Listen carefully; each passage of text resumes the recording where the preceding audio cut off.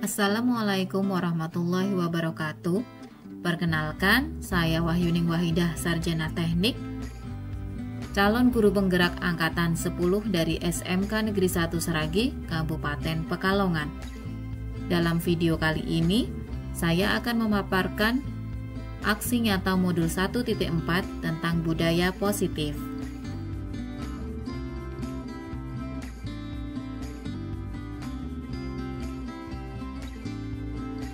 Latar belakang. Penerapan budaya positif di sekolah merupakan fondasi penting untuk menciptakan lingkungan belajar yang aman, nyaman, dan menyenangkan bagi seluruh warga sekolah. Dengan penerapan budaya positif ini diharapkan dapat mewujudkan visi sekolah dan membentuk karakter murid dalam mengimplementasikan nilai-nilai profil pelajar Pancasila.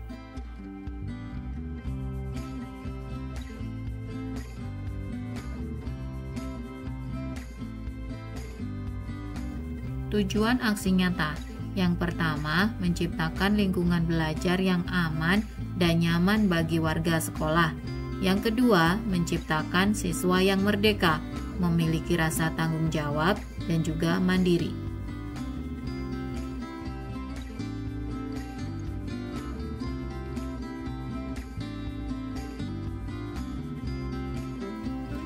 Tolak ukur dalam aksi nyata ini adalah: yang pertama, siswa mampu menerapkan disiplin positif di lingkungan sekolah. Yang kedua, transformasi posisi kontrol guru dari penghukum menjadi posisi manajer atau setidaknya pemantau. Dan yang ketiga, penerapan segitiga restitusi dalam mengatasi siswa yang bermasalah.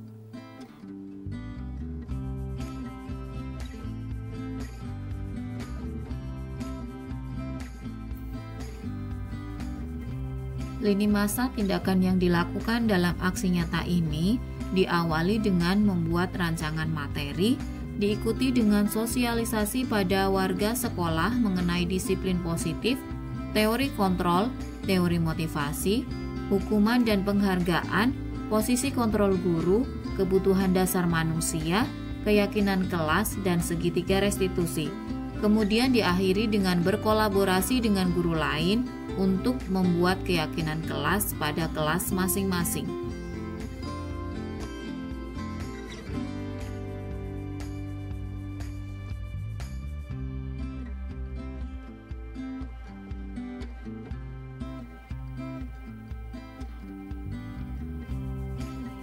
Dukungan yang dibutuhkan dalam melakukan aksi nyata ini adalah dukungan dari seluruh warga sekolah, serta partisipasi aktif orang tua di rumah dalam membiasakan budaya positif.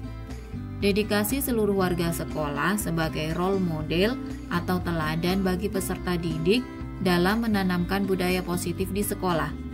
Kolaborasi seluruh warga sekolah dalam menciptakan serta membiasakan budaya positif di sekolah.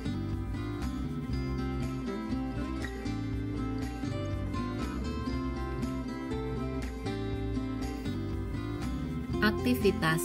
Saya akan membangun keyakinan kelas yang mendukung siswa melalui kesepakatan kelas serta mengedepankan budaya positif di lingkungan sekolah dan berbagi pengetahuan dengan rekan sejawat.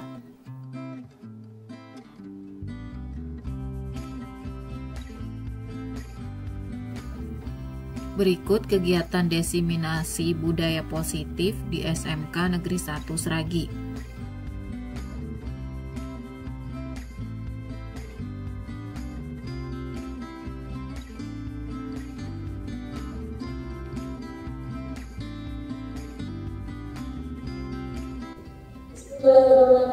Assalamualaikum warahmatullahi wabarakatuh. Untuk hari ini saya akan memberikan sedikit materi tentang budaya positif. Di budaya positif ini ada beberapa materi yang kita pelajari. Yang pertama adalah tentang disiplin positif, nilai-nilai kebijakan universal. Kemudian ada teori motivasi, hukuman, dan penghargaan serta restitusi. Yang ketiga adalah keyakinan kelas. jelas, kemudian kebutuhan dasar manusia, yang kelima adalah posisi kontrol, dan yang terakhir adalah segitiga restitusi. Kita coba dengar dulu. Di sini contohnya adalah ketika Bapak Ibu misalnya diminta untuk merobek kertas, kemudian menuliskan apa yang Bapak Ibu anggap penting, kemudian memegangnya sekuat tenaga. Kemudian teman yang lain berusaha untuk membuka kepalan tangan Bapak Ibu, entah itu dengan rujukan, rayuan, atau dengan yang lainnya. Kira-kira apa yang terjadi? Tentu saja hasilnya bermacam-macam. Ada yang bersedia, ada yang tidak. Jadi semuanya itu tergantung dari kemauan Bapak Ibu. Jadi kontrol diri. Yang memegang kontrol atau kendali terhadap diri sendiri adalah Bapak Ibu semuanya. Jadi tidak ada orang yang bisa mengendalikan Bapak Ibu. Ketika Bapak Ibu bersedia membuka kepala tangannya tadi, yaitu karena Bapak Ibu sendiri yang mau, bukan karena dikontrol orang lain.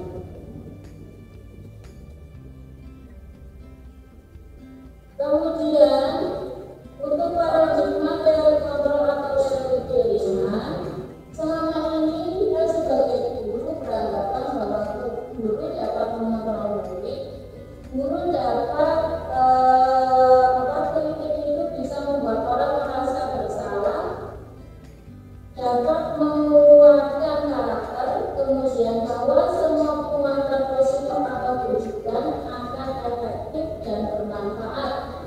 Kemudian kita selama ini beranggapan bahwa orang dewasa memiliki hak untuk memaksa.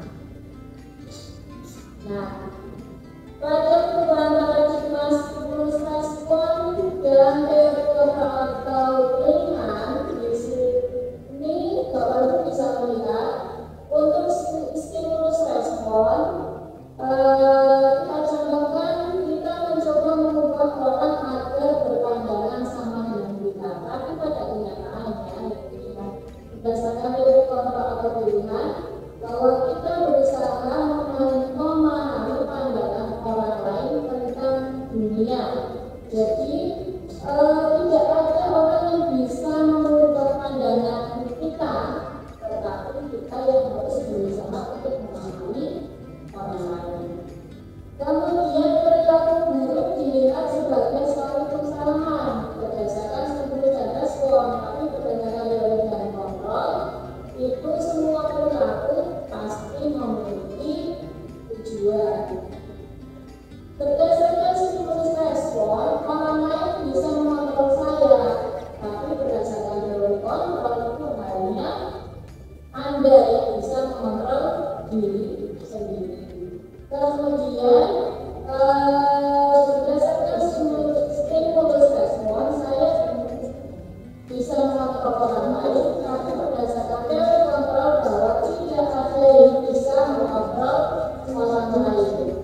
Kemudian pemaksaan ada pada saat tujuan gagal, tanda teori kontrol, kolaborasi dan konsensus menciptakan pilihan-pilihan baru. Pada stimulus dan respon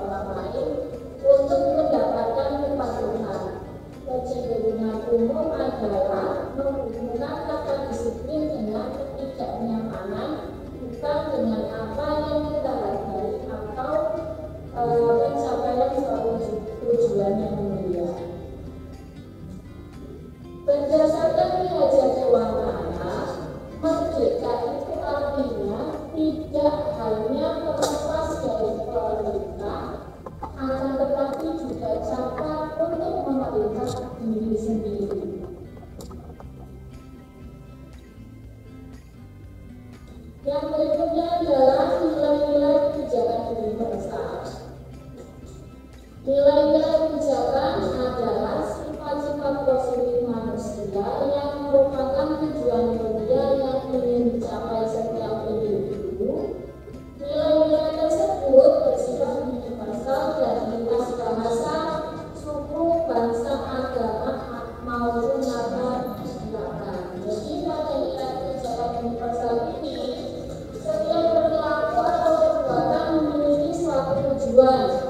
Kemudian dengan mengaitkan nilai-nilai kebijakan yang diyakini seseorang, maka motivasi intrinsiknya akan terbangun sehingga menggerakkan motivasi dari dia untuk dapat mencapai tujuan mulia yang diinginkan. Nilai-nilai kebijakan yang ingin dicapai oleh setiap anak Indonesia kita kenal sebagai Program Belajar Pancasila. Yang pertama ada beriman dan bertakwa terhadap Tuhan Yang Maha Esa serta beragama mulia. Kemudian yang kedua agama mandiri, yang ketiga bernalar kritis, yang keempat berkebinekaan global, kelima keberagaman, dan yang keenam adalah RI. Nah, motivasi perilaku manusia itu ada dua, motivasi internal atau eksternal dan internal. Jadi untuk motivasi eksternal itu biasanya digunakan untuk menghindari ketidaknyamanan atau hukuman dan juga untuk mendapatkan imbalan dari orang lain atau institusi. Sedangkan motivasi internal itu digunakan untuk menghargai diri sendiri. Didukung oleh penghargaan. Jadi penghargaan itu sebetulnya hampir sama dengan hukuman. Jadi ada hukuman dibalik penghargaan. Bahwa penghargaan berlaku sama dengan hukuman dalam arti meminta atau membujuk seseorang melakukan sesuatu untuk memenuhi suatu tujuan tertentu dari orang yang meminta atau membujuk. Dorongannya dia bersifat eksternal dan akan ada faktor ketergantungan. Beberapa dampak dari pemberian penghargaan, yang pertama adalah pengaruh jangka panjang dan jangka pendek. Jadi biasanya kalau penghargaan itu ketika tidak diberi penghargaan, ya dia tidak akan melakukan hal tersebut. Tapi ketika kita ada penghargaan, ya dia mau melakukan hal yang baik, misalkan seperti itu. Kemudian penghargaan menghukum, penghargaan mengurangi kesempatan, penghargaan tidak efektif, dan penghargaan dapat merusak hubungan. Misalkan si A, dia selalu dipuja pujian, dapat penghargaan terus. Si B sama saja dia melakukan hal baik tapi tidak pernah dapat penghargaan, maka jadinya si B itu iri sama si A, akhirnya merusak hubungan antara si A dan si B misalkan. Yang berikutnya adalah penghargaan menentukan kualitas, penghargaan dalam mengambil realitas, dan penghargaan mengurangi motivasi intrinsiknya. Karena tadi saya mau berbuat baik jika ada imbalannya misalkan. Jadi kalau ada imbalannya ya saya tidak mau. Ketika Bapak Ibu harus memberikan apresiasi, maka apresiasi tersebut bisa diberikan dengan pengakuan secara khusus, kemudian pengakuan secara pribadi, pengakuan kepada semua murid secara bergantian, kemudian bisa memberikan pengakuan secara konsisten dan berfokus pada proses. Contoh pengakuan atau apresiasi kebijakan. Di sini contohnya ada kalimat pembukaan dalam kebijakan dan ada situasi yang terjadi. Kemarin saya perhatikan masa empati besar sekali pada saat menolong murid baru di kelas kita, misalkan seperti itu. Atau saya menghargai kepedulianmu pada saat kamu membantu teman-teman di kelas pokok. Jadi ada kata pembukanya, ada nilai kebajikan yang disebutkan, dan ada situasinya itu lagi ngapain.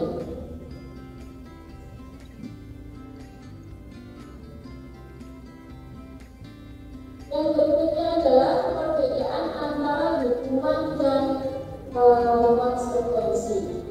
Menurut Bapak Ibu dari kata yang pertama, kalimat yang pertama, mencatat 100 kali di dalam buku kalimat, saya tidak akan terlambat lagi karena terlambat sekolah. Itu hukuman atau konsekuensi? Berarti itu hukuman atau konsekuensi? Mencatat 100 kali di dalam buku kalimat. Hukuman, coba yang berikutnya. Kita kenalin ya. Lakukan ini lapangan basket 2 kali karena terlambat menuju di sekolah. Benar? Hukuman atau konsekuensi? Hukuman. Murid diminta untuk bisa 15 kali karena tidak menggunakan masker di sekolah. Hukuman. Kita lihat jawabannya ya. Menggantikan kertas tugas teman yang telah dicoret-coret. Konsekuensi. Membersihkan tumpahan air di meja tulis karena tersenggol pada saat belajar. Konsekuensi. Murid disuruh untuk tidak menggunakan sepatu seharian di sekolah karena tidak menggunakan sepatu hitam.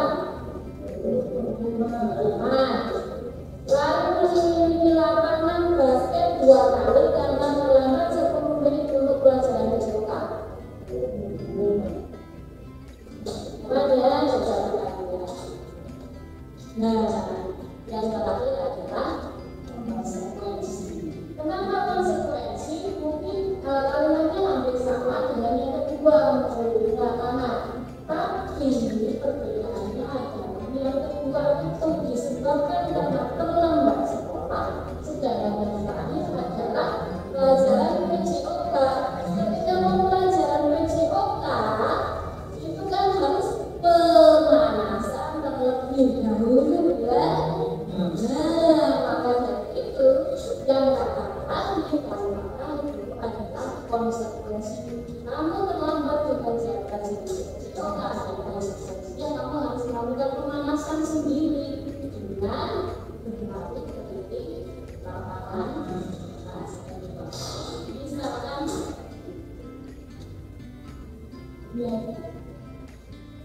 Misalkan jadi perbedaan antara hukuman dan konsekuensi. Hukuman itu adalah sesuatu yang menyakitkan yang harus terjadi, sedangkan konsekuensi itu sesuatu yang harus terjadi. Hukuman membuat anak sakit baik fisik maupun hati untuk jangka waktu yang lama, sedangkan konsekuensi membuat anak merasa tidak nyaman dalam jangka waktu yang pendek.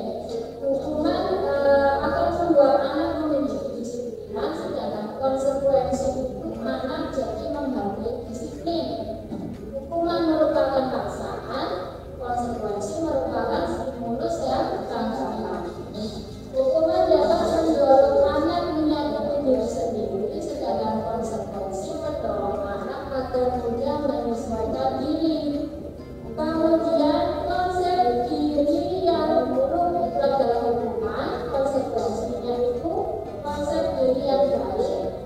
Pada hukuman anak belajar untuk menyembunyikan kesalahan, pada konsekuensi anak belajar untuk mematuhi peraturan, dan pada hukuman itu menimbulkan rasa marah, rasa bersalah, dipermalukan, kemudian rasa tidak dihargai. Sedangkan pada konsekuensi anak menjadi kehilangan hak, dibuat tidak nyaman, diasingkan untuk sementara waktu. Kemudian apa itu restitusi? Restitusi adalah proses menciptakan kondisi bagi murid untuk memperbaiki kesalahan mereka sehingga mereka bisa kembali pada kelompok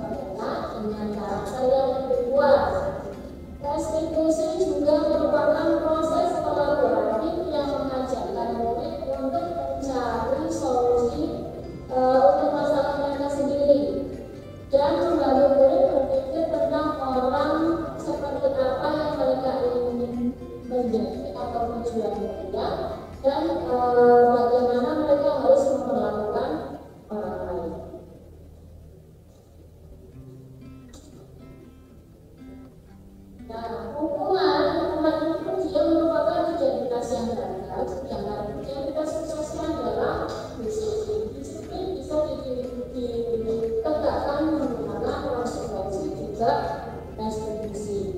Misalkan hukuman ya, sesuatu yang menyakitkan, pada konsekuensi itu adalah sesuatu yang harus terjadi. Sedangkan restitusi itu merupakan pilihan.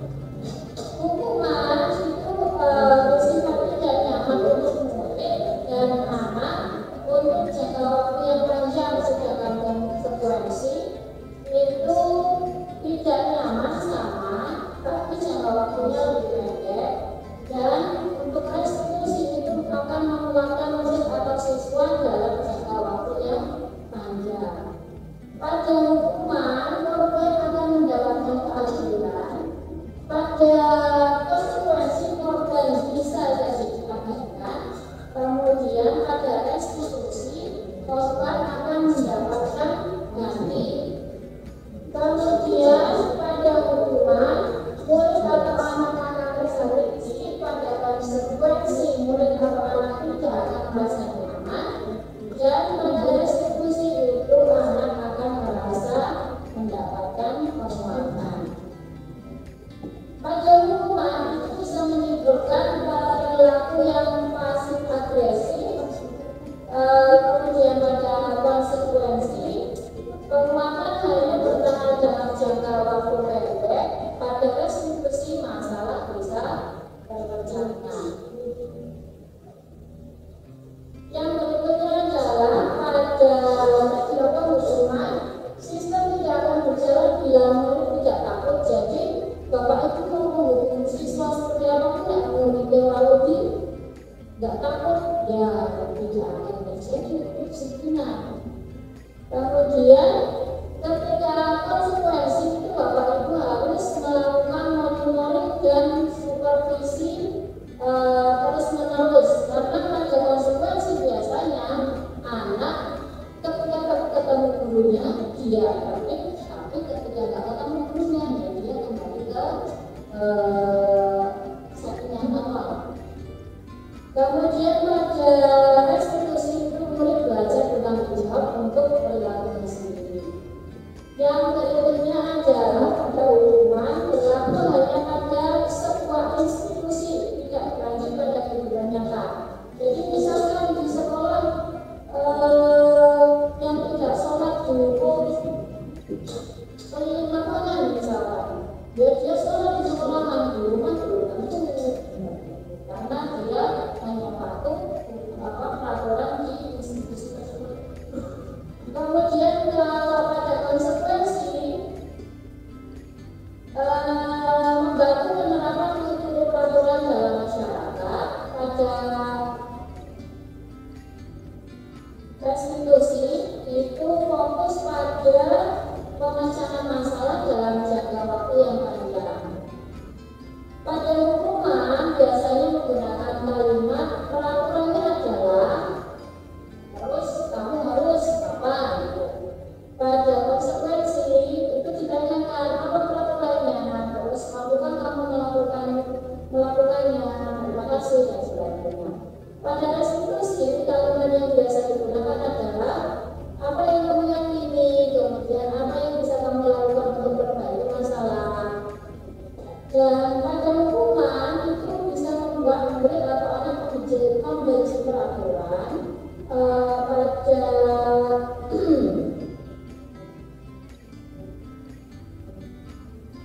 konsekuensi itu murid atau anak akan menghormati peraturan, dan pada restitusi itu murid atau anak akan menghormati dirinya sendiri dan juga orang lain.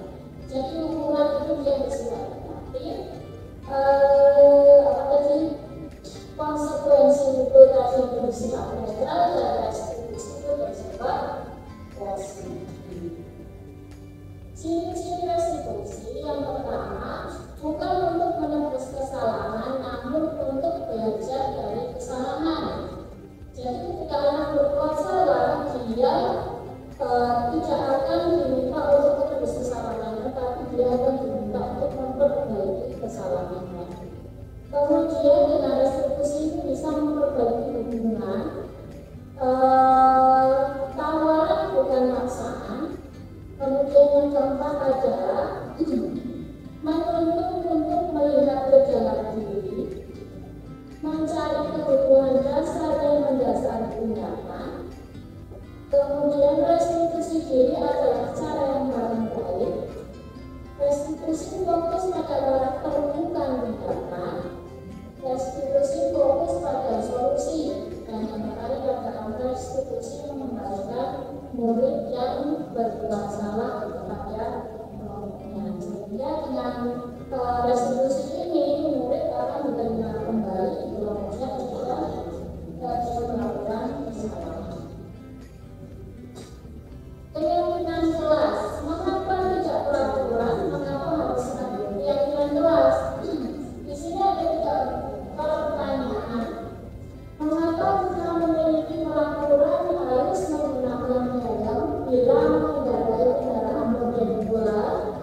Mengapa kita memiliki peraturan 3M menggunakan masker, mencuci tangan, dan menjaga jarak 1,5 meter? Sama mengapa kita memiliki peraturan harus datang tepat waktu pada saat mengikuti pelatihan? Untuk mendukung motivasi intrinsik, kembali ke nilai-nilai atau keyakinan yakni menggerakkan seorang dibandingkan mengikuti serangkaian peraturan. Tadi pertanyaan pertama, kenapa harus mengikuti menggunakan helm? Ya, berarti karena untuk keselamatan ya. Keyakinan kelasnya adalah misalkan keselamatan. Menggunakan 3M berarti dia kesehatan. Sekarang juga keyakinan kelas selalu kembalikan buku ke tempatnya, itu berarti nanti tanggung jawab gitu ya. Bila mengganggu orang lain berarti menghormati orang lain. Hadir 15 menit sebelum belajar dimulai. Menghormati orang lain dan komitmen. Kemudian dilarang melakukan kekerasan, itu demi keselamatan dan juga menghormati orang lain. Dilarang menggunakan narkoba itu untuk kesehatan. Bergantian atau menunggu giliran, dia menghormati orang lain dan untuk kesehatan. Gunakan masker untuk kesehatan dan keselamatan. Jangan berlalu di kelas atau kerja juga untuk keselamatan dan juga keamanan. Itu adalah keyakinan kelasnya. Kebutuhan dasar manusia dan dunia yang berkualitas. Jadi kebutuhan dasar manusia dan dunia itu kasih sayang dan rasa diterima, penguasaan, kebebasan, kesenangan, dan bertahan hidup. Jadi manusia itu membutuhkan rasa kasih sayang dan diterima, entah itu oleh lingkungannya atau oleh orang-orang sekitarnya. Kemudian penguasaan, manusia itu butuh pengakuan terhadap sesuatu. Butuh pengakuan, oh ini pintar, oh. Kemudian kebebasan, manusia itu luar biasa ya. Dari struktur kebebasan manusia itu membutuhkan kebebasan untuk melakukan yang dia inginkan. Kemudian kesenangan dan bertahan hidup. Kesenangan ya, apalagi yang membuat bapak ibu senang. Misalkan saya suka berlari, ya ada kecerdasan untuk melakukan hal itu. Nah, 5 posisi kontrol dari seorang guru. Ada menghukum, membuat orang merasa bersalah, teman, pemantau, dan manajer. Untuk 2 posisi kontrol yang depan, menghukum dan membuat orang merasa bersalah, itu merupakan identitas yang gagal.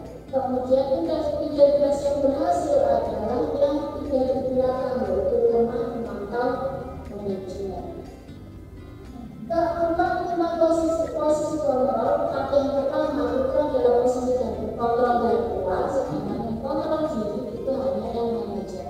Sebagai seorang guru, minimal kita harus berada di posisi pemantau, posisi netral minimal. Ya, kalau bisa sebaiknya ya kita berada di posisi manajer. Di posisi menghukum, guru bisa menghadir, menunjuk, menyakiti, kemudian bisa menggunakan kata-kata. Kalau kamu tidak melakukannya, awas rasakan atau langsung menghukum dan sebagainya ya. Kalau menggunakan hukuman itu biasanya siswa menjadi pemberontak, bisa menyalahkan orang lain dan bisa juga dengan berbohong karena dia takut akan hukuman, jadi dia menyalahkan orang lain terhadap kesalahannya atau dia melakukan kebohongan.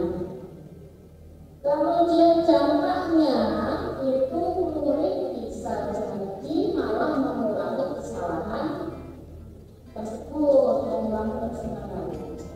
Kemudian untuk orang merasa bersalah itu bisa berceramah dan mengatakan misalkan seharusnya seperti ini, itu merasa kecewa gitu.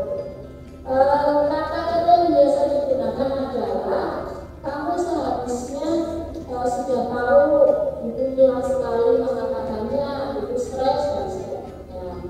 Hasilnya si siswa ini bisa menyembunyikan, kemudian bisa menyangkal dan juga bisa berbohong. Dampak pada muridnya ya tadi murid menjadi rendah hati.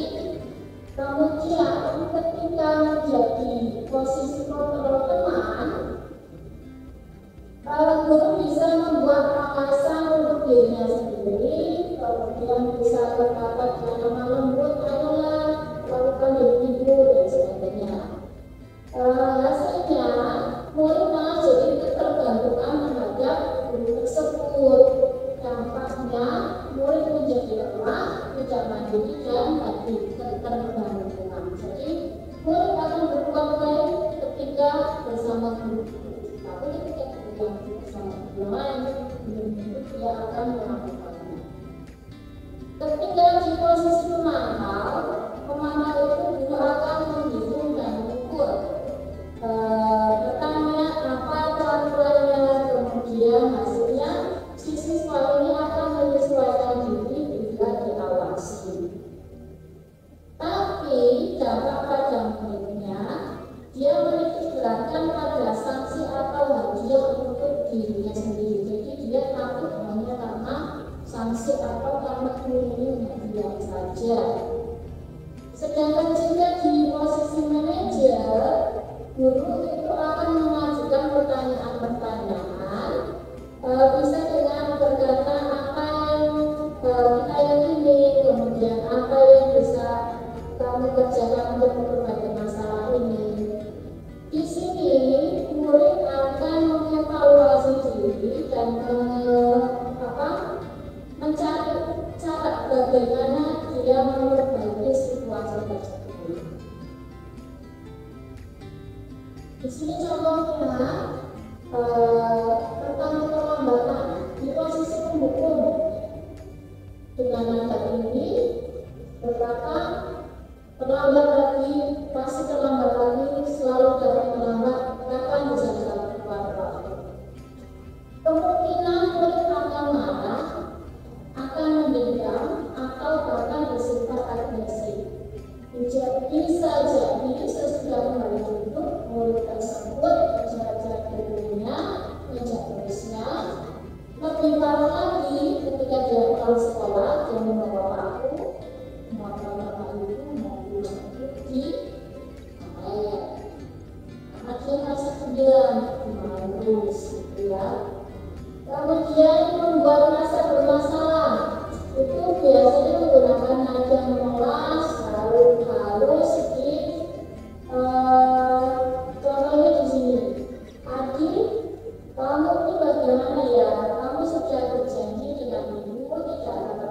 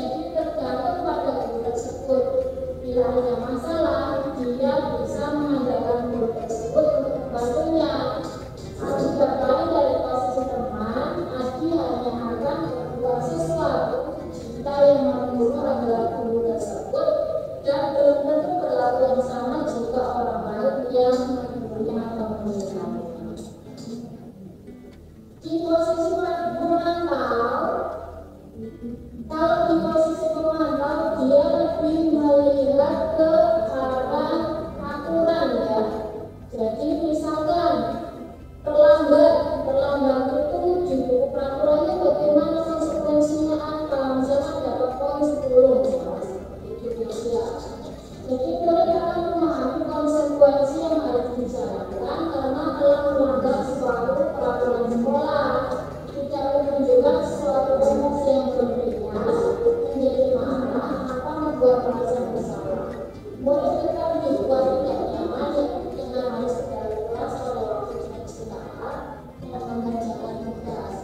Tetapi pada posisi kontrol, Bapak Ibu harus memantau siswa tersebut, jadi tidak bisa ditinggalkan begitu saja, harus dikontrol. Kemudian pada posisi manajer, kalau di posisi manajer itu lebih cenderung ke guru menyerahkan ke siswa untuk bertanggung jawab terhadap perbuatannya, kemudian siswa mencari solusi untuk memecahkan masalah tersebut.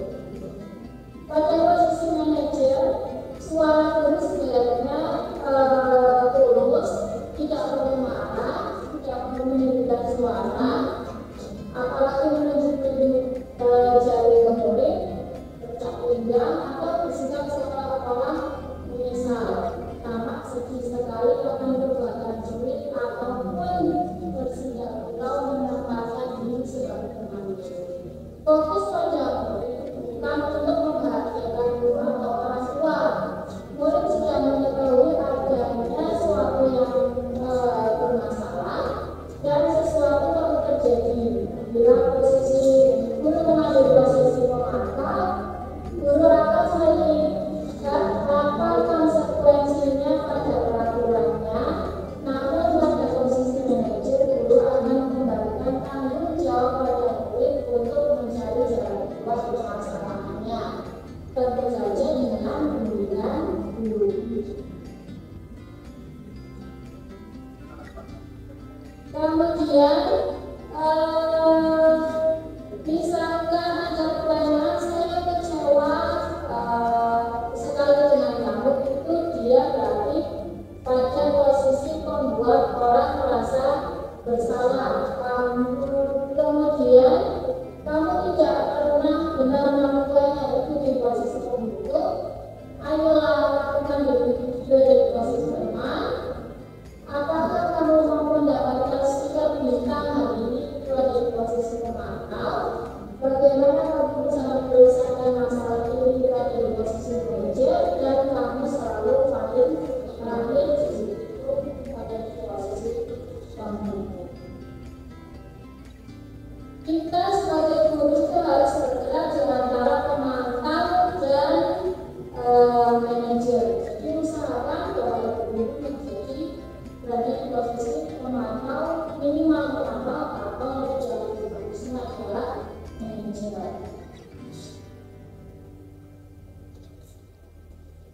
Segitiga resolusi. Jadi ketika menghadapi siswa yang bermasalah, sebaiknya kita menggunakan segitiga resolusi ini, yaitu yang pertama adalah menstabilkan identitas, kemudian melakukan validasi kebutuhan, dan yang terakhir adalah menanyakan keyakinan. Menstabilkan identitas, contoh kalimatnya adalah setiap orang pasti pernah melakukan kesalahan, atau kamu bukan satu-satunya yang pernah melakukan kesalahan. Kemudian validasi kebutuhannya bisa menggunakan kalimat, adakah cara yang lebih efektif untuk mendapatkan apa yang kamu butuhkan, atau kamu tentu punya alasan mengapa melakukan itu. Setelah itu lakukan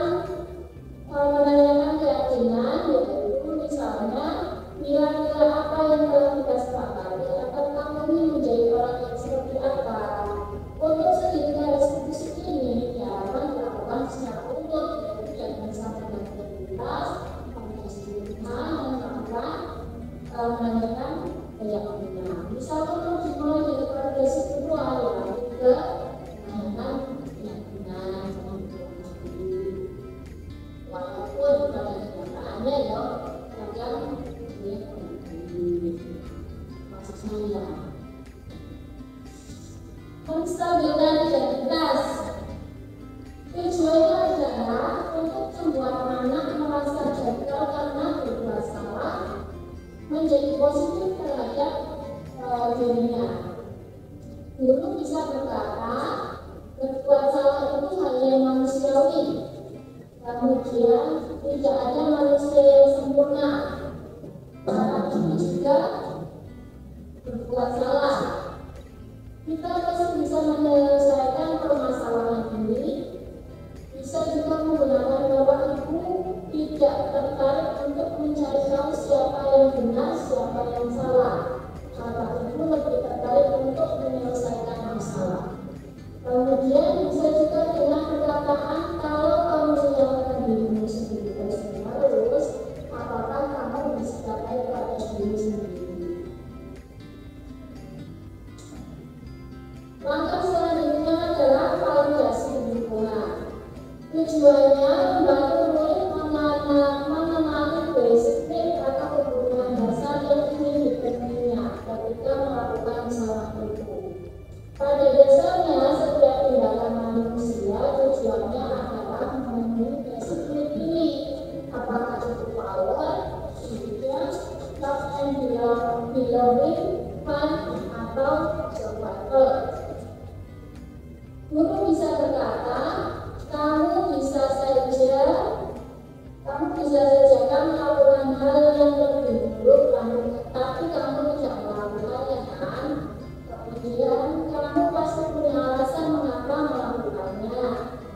Apa yang lebih baik kamu boleh tetap berusaha menjaga sikap itu, tapi tambahkan sikap yang lain yang baru. Kemudian bisa menggunakan maukah kamu belajar cara lain untuk mendapatkan yang kamu butuhkan tanpa harus memukul. Kemudian apakah kamu bisa melakukan dengan lebih baik besok lagi. Yang terakhir adalah menanyakan keyakinan. Tujuannya adalah anak melihat kesalahannya dihubungkan dengan norma sosial dan nilai-nilai mendasar manusia berinteraksi dengan orang lain. Bisa menggunakan kalimat apa nilai kita percaya di kelas atau di sekolah kita, nilai-nilai di percaya apa yang telah kita sepakati, kelas yang itu seperti apa, kamu ini jadi anak seperti apa, kemudian apa yang kamu rasakan ketika melakukan itu menjadi orang seperti apa, misalnya tidak harus seperti kata-kata di depan, bahwa bisa mengeksplor diri menggunakan kata-kata yang lain. Contohnya, ada video saya.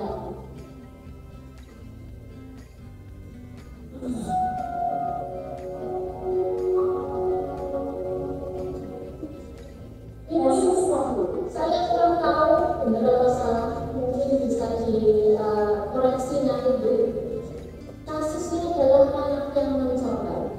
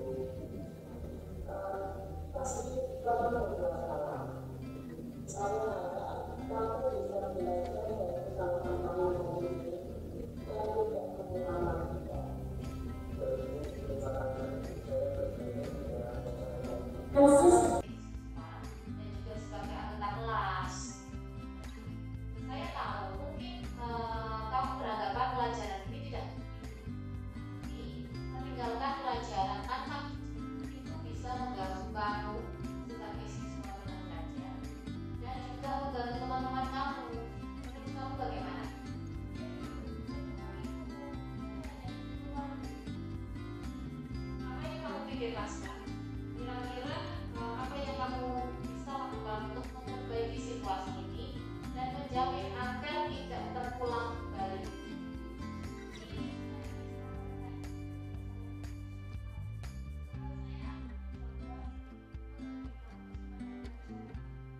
Ini ya Pak Bus, bagaimana kalau saya meminta bantuan kamu menyiapkan materi untuk mata pelajaran berikutnya?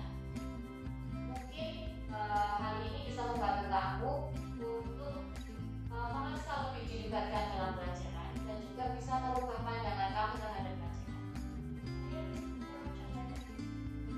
Terima kasih Reva. Saya menghargai ketersediaan kamu dalam memperbaiki situasi dan kamu juga sudah belajar dan ke depan saya harap kamu tidak mengulanginya lagi. Kita lakukan ini, kita bekerja bersama-sama untuk memperbaiki situasi ya.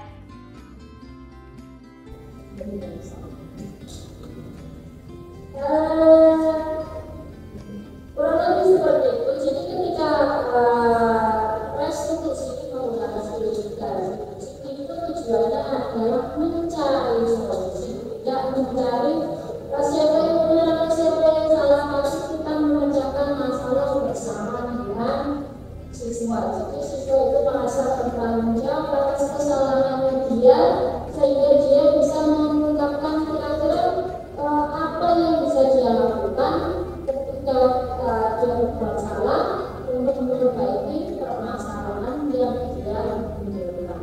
Nah, dalam melakukan sertifikat restitusi ini, Bapak Ibu bisa melakukan intervensi 30 detik.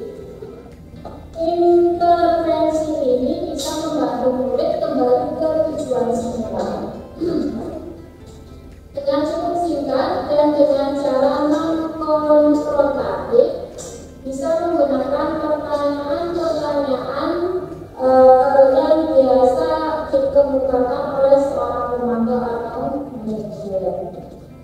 Contohnya, apakah kamu ingin berpuasa kembali? Kemudian, apakah saat ini kamu sedang menjadi orang yang sedang kamu inginkan? Apakah kamu bisa mengubah kegiatan atau perilaku kamu saat ini menjadi sikap yang lebih membantu? Bisakah menggunakan apakah wajar membuat kesalahan, bisakah kita memperbaikinya? Kemudian apa yang kamu lakukan saat ini sudah sesuai? Apa kamu siap untuk memulai? Kemudian peraturannya apa? Sepertinya kamu punya masalah dan sebagainya. Nah, sebelum masuk ke refleksi, ada pertanyaan terlebih dahulu.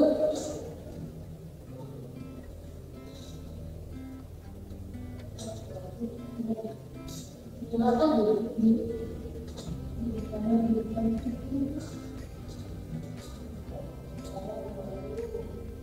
komentar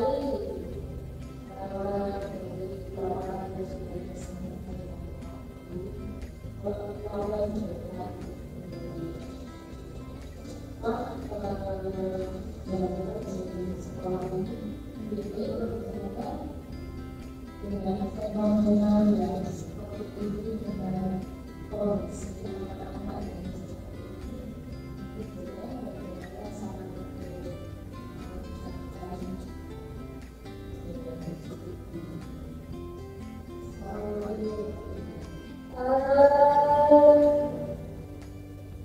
dengan fenomena yang terjadi di sekolah ini kebetulan disangka dengan siswa yang sudah usianya yang sudah 15 ke atas atau remaja yang mengharapkan seperti apa begitu. Ya, kita sebagai guru memang seharusnya ketika terjadi masalah ya kita usahakan dengan menentukan sebagai pihak sebagai manajer untuk menemukan kesadaran dalam diri siswa, karena kedisiplinan ketika dia faktornya dari eksternal itu tidak akan bertahan lama. Jadi bagaimana caranya agar kita itu bisa menumbuhkan motivasi internal dalam diri siswa untuk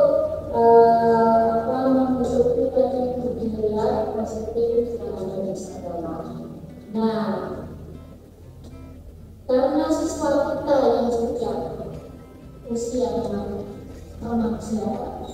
yang kadang mau lulus, yang ada hal yang mengatakan kalau kita tidak bisa menunjukkan kesadaran dari dalam diri siswa, tidak mau nggak mau tetap harus menggunakan faktor eksternal. Jadi itu bisa yang sebetulnya harus menghindari hukuman sih, harus menghindari hukuman, tapi ya tetap harus ada pengikat di luar gitu, atau ya peraturan. Jadi kalau kita tidak bisa menemukan dari dalam, harus kita berada di rumah tahu, yaitu aturannya apa. Kalau kita siswa melakukan pelanggaran, ya konsekuensinya seperti apa. Usahakan untuk tidak melakukan. Ada yang lain? Tidak ada nih. Kalau tidak ada, kita terakhir kita melakukan refleksi. Coba perhatian Bapak Ibu, salah satu yang mau melakukan refleksi, silakan dilakukan.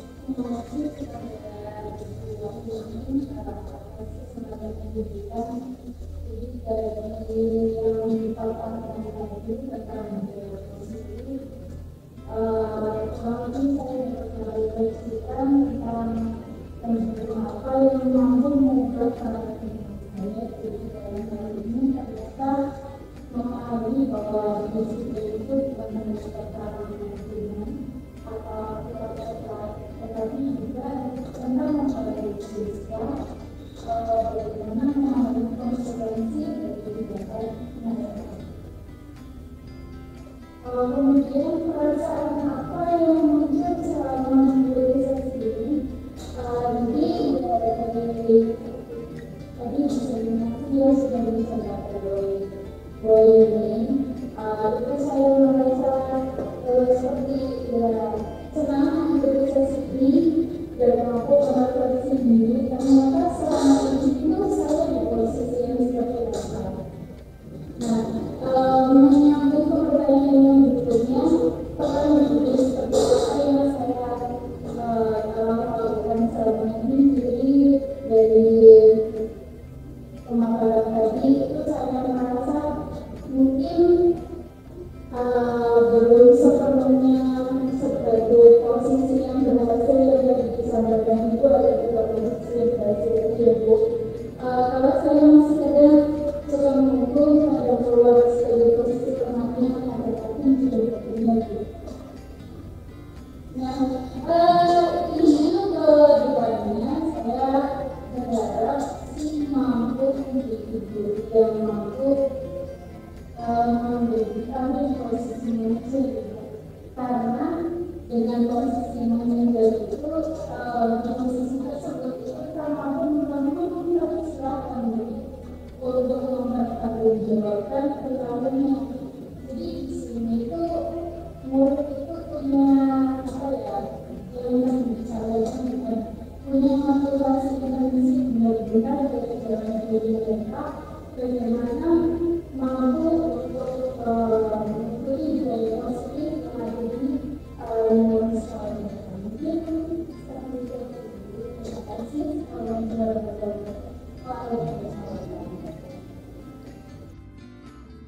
Dari refleksi dari Bu Rani tadi bahwa intinya kita itu harus menumbuhkan kesadaran dari dalam murid untuk menegakkan budaya positif baik di sekolah ataupun di kelas.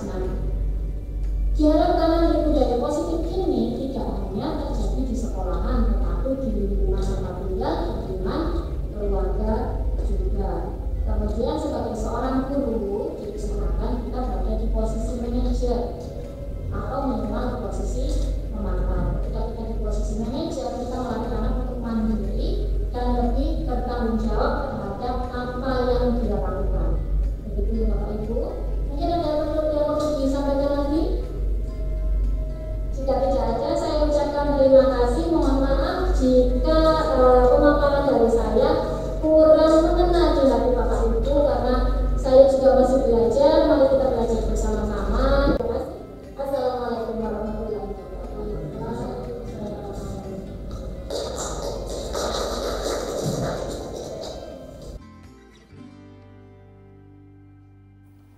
Kesimpulan, budaya positif dapat menciptakan lingkungan yang mendukung, inklusif, dan memperkuat hubungan antar murid, guru, dan warga sekolah yang lain. Budaya positif melibatkan kerjasama antara murid dan saling mendukung satu sama lain. Budaya positif menumbuhkan sikap saling menghargai dan dapat memperkuat perilaku yang diinginkan. Salah satu langkah yang dapat diambil dalam menumbuhkan budaya positif adalah dengan membuat kesepakatan kelas bersama murid. Menggunakan pendekatan restoratif atau segitiga restitusi untuk menyelesaikan konflik. Dengan budaya positif, murid merasa aman, termotivasi, dan siap belajar. Demikian pemaparan aksi nyata modul 1.4 dari saya. Terima kasih atas perhatiannya. Mohon maaf jika ada kesalahan. Wassalamualaikum warahmatullahi wabarakatuh.